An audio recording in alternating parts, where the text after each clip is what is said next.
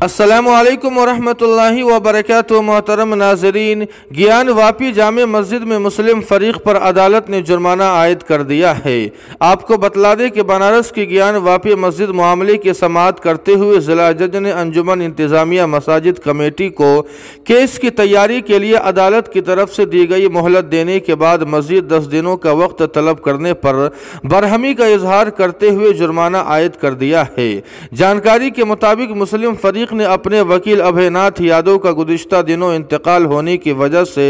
4 اگست کو عدالت سے نیا وکالت نامہ جمع کرانے کے لیے 15 دنوں کا وقت طلب کیا تھا۔ مسلم فریق نے عدالت کے سامنے دلیل رکھی کہ انجمن انتظامیہ مساجد کی جانب سے وکیل ابھے ناتھ یادو نے عدالت میں جرح کی تھی، اس کے بعد دوسرے فریق کے وکیلوں نے اپنے دلائل پیش کیے تھے۔ اب توقع تھی کہ دفاعی وکیل اس کا جواب دیں گے اور وکیل ابھے ناتھ یادو اس کے لیے تیار بھی تھے،